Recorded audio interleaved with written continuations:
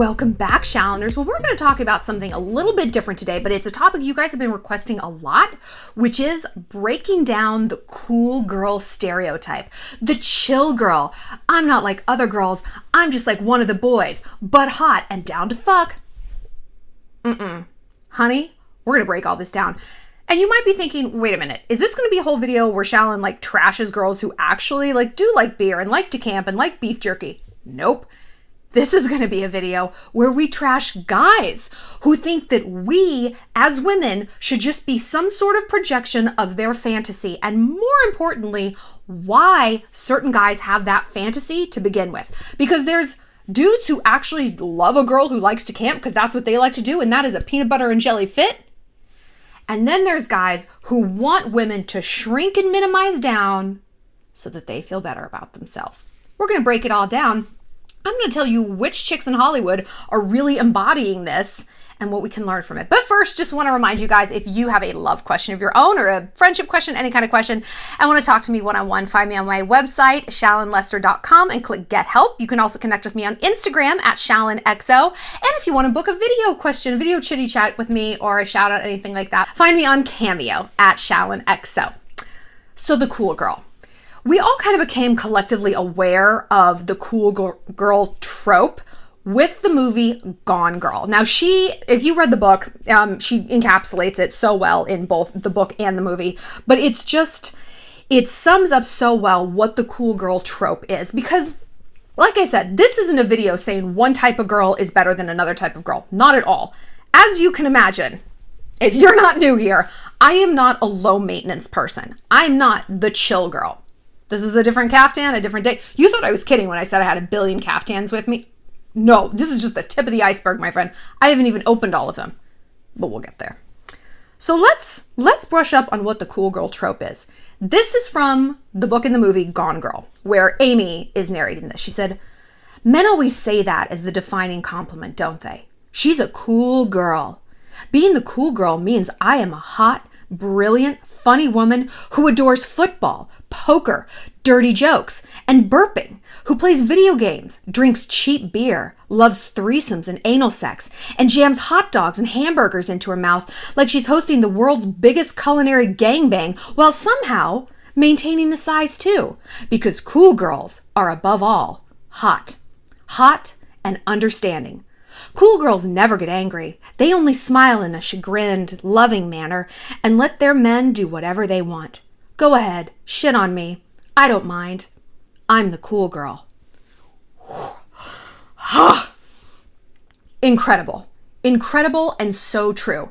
There's a Haley Steinfeld song called Most Girls, and it's basically like, the video is, she's like on a date with this guy, and they're like, and he's like, you're not like most girls. And she's like, I gotta go. And then the song is like, most girls love dressing up. Most girls feel good in jeans. Most girls wear makeup. Most girls don't. There is no most girls. And don't fucking tell me you're not like most girls. You know what you are, boy? Like most guys. Small-minded and a lot of other things. So the cool girl trope is something that we don't just see in movies and books. We see it in real life. But I want to talk about it in movies and books a little bit more. Because when I was researching this, it was interesting, the sites that came up about it. One of the ones that detailed it the clearest was a site on screenwriting. Because, characters can be very kind of like two-dimensional and wooden. Good characters in movies are very nuanced, but for the most part, that's not what audiences want. They want to see the bad girl or the wife, the slut, the virgin, like the villain, the hero. This is like kind of what we're used to. When we watch a movie, there's not a lot of shades of gray in terms of people. You have people who are like the anti-hero, like Walter White from Breaking Bad. I couldn't stand that show. I always say, I tuned in once and someone was throwing up and I was like, I'm never going back. I couldn't do it. But for the most part, that is not the norm. And so this cool girl stereotype has been written into so many things. And here screenwriters break it down, be like, hey, here's exactly what you have to hit, I think is more interesting than what doctors and psychologists have said about it, because we're going to go there. And I actually disagree with. Anyway. Okay. The cool girl is one of the guys. She's the direct mirror to the male protagonist's likes and dislikes within the world. She's the fun, raunchy, profane, and effortlessly hot. Effortlessly, that's the key word. The most important aspect of a cool girl is that she's not like other girls. She will also have almost no arc outside of what happens to her love interest. Basically, she exists, like he said, as a mirror to the man. She is just an embodiment, this like bot of all of his fantasies put together.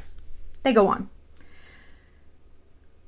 And in the screenwriting breakdown, they talked about Gone Girl, and Gillian Flynn had said that she got the idea of the cool girl from watching the movie There's Something About Mary with Cameron Diaz.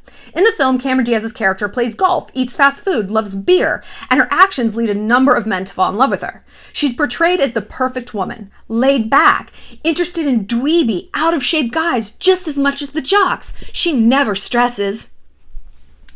And then they break down other places and other TV shows where the cool girl trope occurs, because maybe you haven't seen There's Something About Mary. It's literally unwatchable. It was awful. I remember like seeing it. I'm like, is this a joke? It should have been a joke. It's not. How I Met Your Mother has people like that. It's like, oh, these super beautiful women. Colby Smulders in real life is stunning. Her skin is like, I've never seen anything like it. She is stunning IRL. Ugh, and I'm obsessed with Tara and her husband. Obsessed. Yeah. So How I Met Your Mother has like super hot actresses, but they just want to hang with the guys and smoke cigars and drink scotch. And on that 70s show, you have Donna, right? She's a tomboy. She loves to wrestle. Whereas Mila Kunis's character, Jackie, is like bitchy and high maintenance because she likes girly thing. Who can deal with her? Nobody. That's why she keeps getting dumped. But the cool girl, she's the winner, right? Or Olivia Wilde's character in Drinking Buddies. She's a brewmaster who just wants to hang. Look at Ferris Bueller's Day Off. Ferris's girlfriend, Sloane. She has like no personality, no arc whatsoever. She's just along for the ride. She's so cool. She doesn't care about skipping town and wrecking a car and crashing a parade. It doesn't matter. All that matters is her just being there for Ferris. You see? What do all these things have in common? Women are just here to serve men. So, right, this isn't a cinematic channel. I don't really give a shit about characters they make in the movies, but I do because it makes us think that that's how we have to be too. Like I said, I am not the cool girl. I like scotch. I've smoked a cigar, but I don't like beer. And I don't like, camping. Like, I like champagne. My favorite food is caviar. I fly first class. I have my nails done. I usually have my nails done. But that's the thing. I usually have my nails done. You guys know I love my long nails. I have lashes. I got big hoops. These mean I fight other females that we have talked about. And for the longest time when I was young, I beat myself up about that. Because I thought, I got to be the cool girl. And I've told this story before, but it was senior year in high school. And Dave Matthews Band was coming. I'm not a Dave Matthews fan. I mean, he's like fine, but I'm just not like a big fan. And everybody was going. Like a whole senior class seemed like it was going. It was like so much peer pressure. It was just like what you were going to do. And I was just like, I didn't want to like sit on a blanket out in the sun. I'm very particular about my skin. I don't smoke weed. I want to be someplace with like air conditioning. I was just like, I'm not into this. And I remember saying to my crush, we were like sitting around, I'm like, I don't want to go. I don't think I'm going to go. And he's like, you know what? I don't want to go either.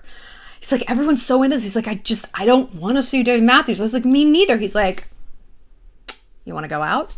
And that's when my crush asked me out. And I will never forget that. He ended up being a douche. But I've never forgotten that because that risk in service of authenticity paid off.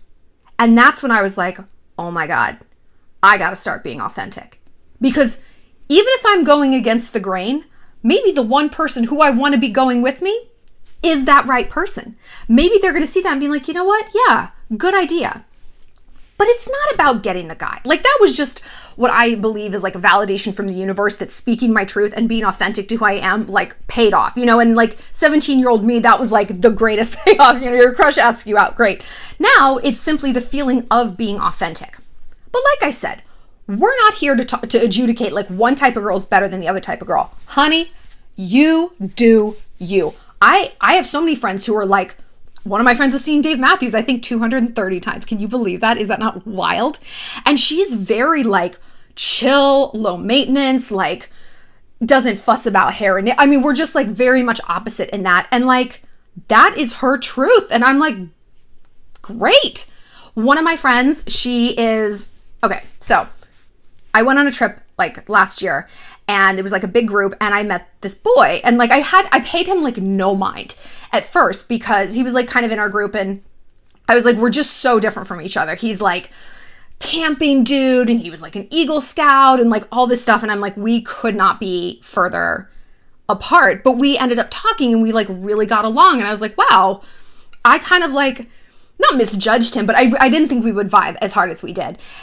And, you know, things were like, you know, heating up or whatever. And then he says to me, he's like, I could never give you the life that you want. I was like, first of all, let's just pump those brakes. I was like, I don't need you to give me the life that I want. I give me the life that I want. Thanks. But I'm like, you just feel intimidated by me. And that's how you have packaged that, right? And I kind of said something to that effect. And he's like, I mean, kind of. He's like, this is just your world, like all this luxury. This isn't my world. And I feel like you would not fit in or like my world. I'm like, okay, but that's your insecurity talking. Like, don't project onto me what I will like and what I won't. Like, I think it's fascinating to meet people who live their life in a completely different way than I do. That's the whole point of life, right? I mean, it's certainly the whole point of travel. Like, so I was like kind of insulted and offended. I'm like, you think just because I wear all these sparkly caftan and hoops and makeup and everything that I'm like bitchy and judgmental? I mean, I am bitchy and judgmental, but not because of that. Not because of that. But it was just so much like, that is what this cool girl trope does to us. And that is what pisses me off about how guys use it. Because like I said, there's two different kinds of dudes who want the cool girl. There's the kind of dude like this boy that I met who genuinely, and looking back, thinking about it, it's like, it's true. We were too opposite. It wouldn't have been fun for more than a weekend. What he likes to do on the weekend is like literally camp, hunt, fish. And I'm like, I will be in the van. You know, that's just not my hobby set. But so he does need to be with a girl who is like that, you know, and he is now, and like we're friends. And I was like, that's great. That's such a perfect fit for you. That's adorable. But there's the other set of guys. The guys who are motivating these screenplays. The guys who wrote that whole website on the cool girl trope and everything. Guys who are afraid of a high maintenance woman. This happened to me in college.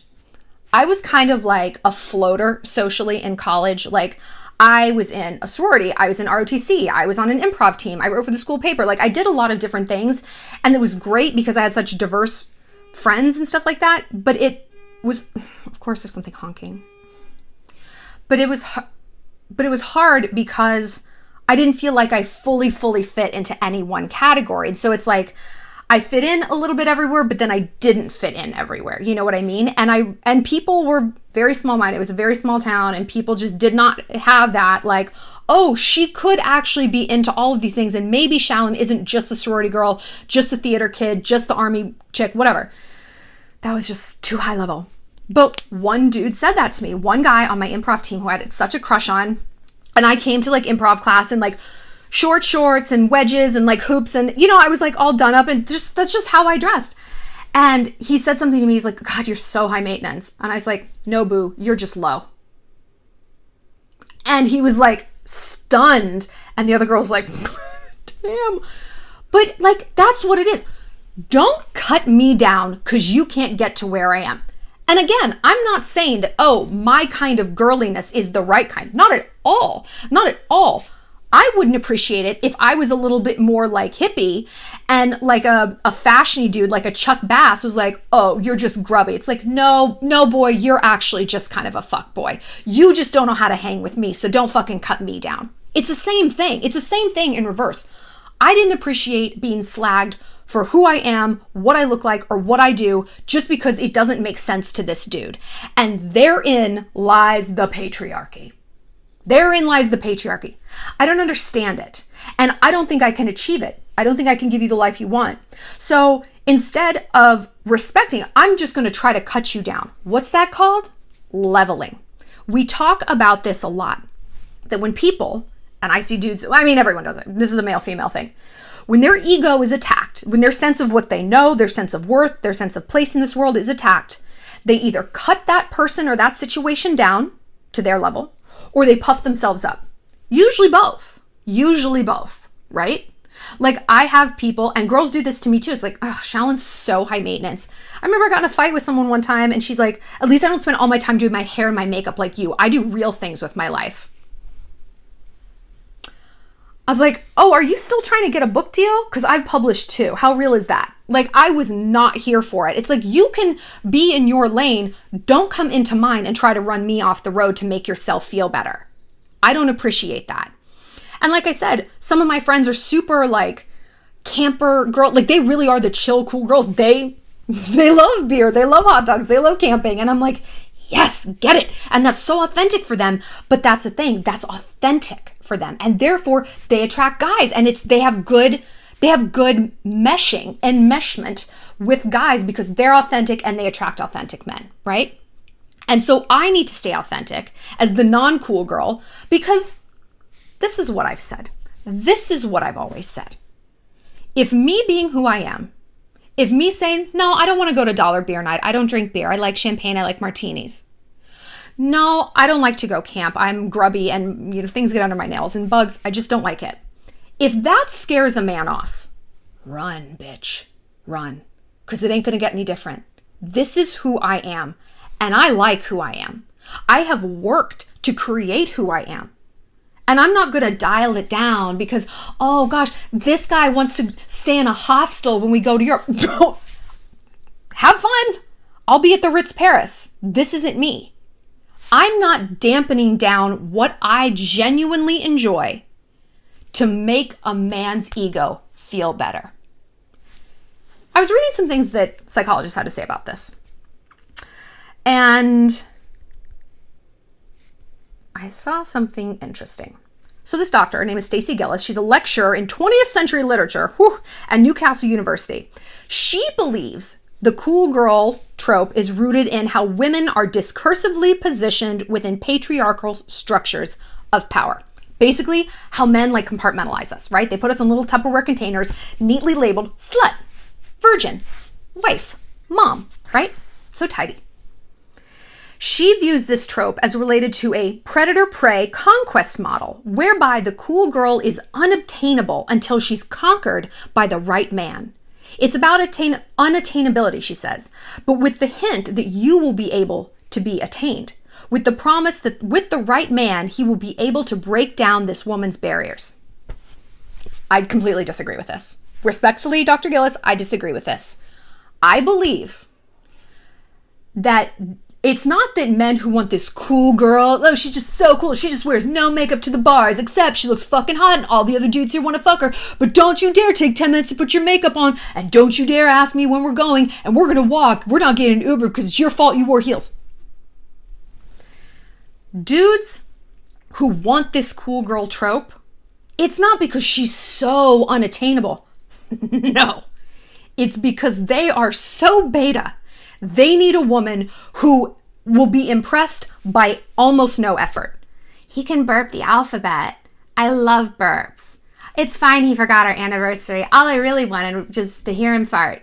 That's all I wanted. That's not me. And if you're on this channel, that's not you either. I don't care if you're into camping, trucks. I love trucks. I love guns. I love riding and roping. But I'm diverse, and so are you.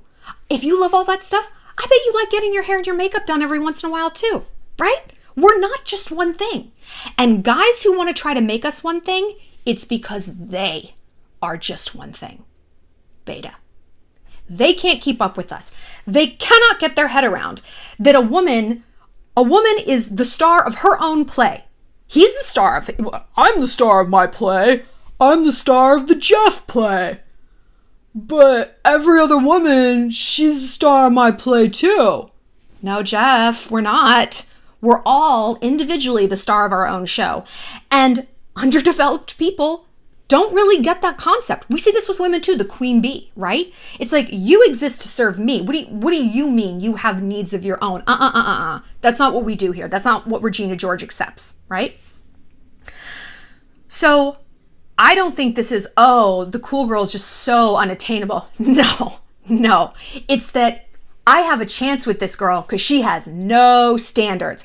And I'm going to gaslight all of women, every woman, into thinking that having no standards is so sexy.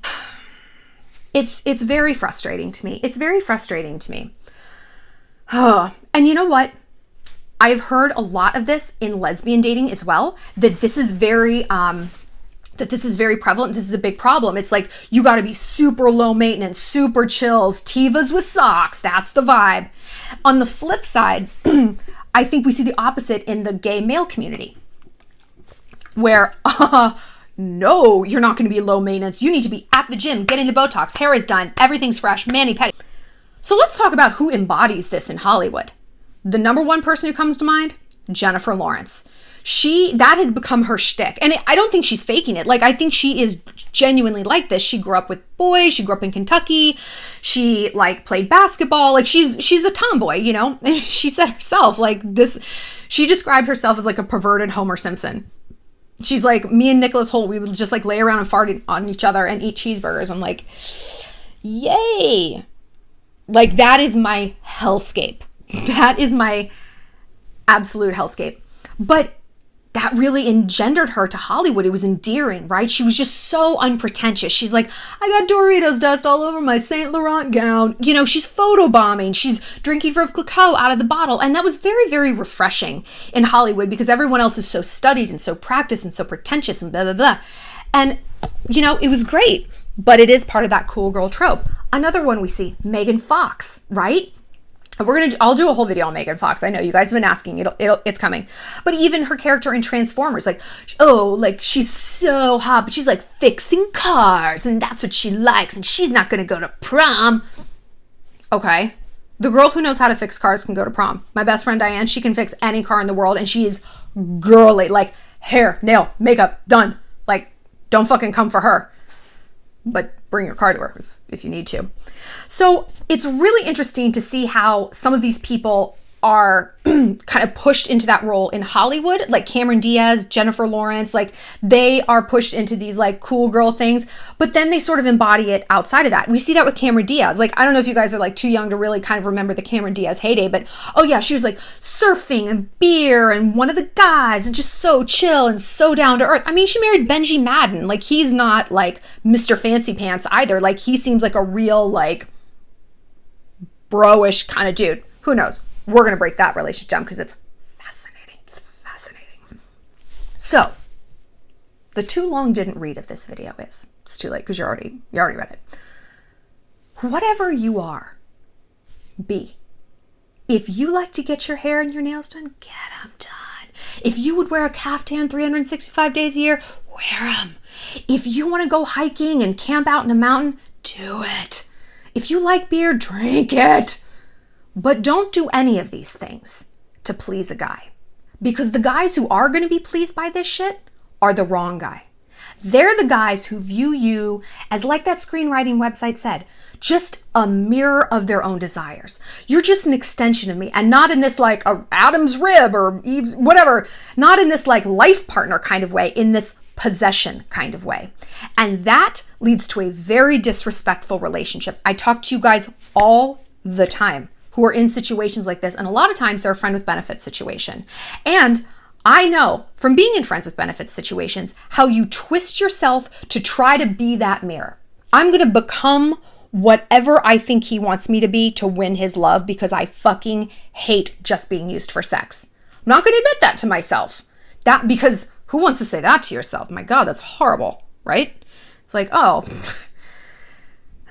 not great for your self-esteem. But if that is the truth, you got to walk in the light of that truth. Because once you walk in it, you can start to change it. We can't change what we don't acknowledge. And once you say to yourself, I don't like saying this to myself. I don't like saying I need to be whoever I can be to get his love. What? No. Because ironically, it doesn't work. I guess it's not even ironic. It just simply doesn't work. If that worked, if I was you know what? If you follow these cool girl tropes, you will find true love. You're going to find it. I would tell you that. It doesn't work like that, because phoniness is nothing more than trussed up desperation. And desperation is the strongest smell in the galaxy. Guys can smell it a mile away. And quality guys are going to be repelled? No, because they're not going to be with someone who doesn't know who she is if they know who they are, right? Strength attracts strength. Alpha attracts alpha.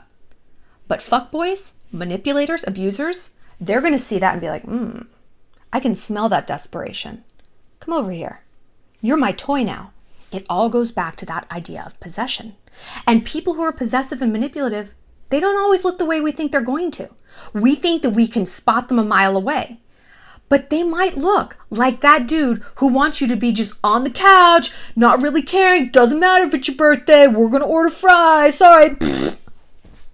That's manipulation too. That's gaslighting. That's minimizing. That's trying to shape us out of a three-dimensional object but person, with empathy and dreams and goals and wishes and hopes and needs and all of this dimensionality.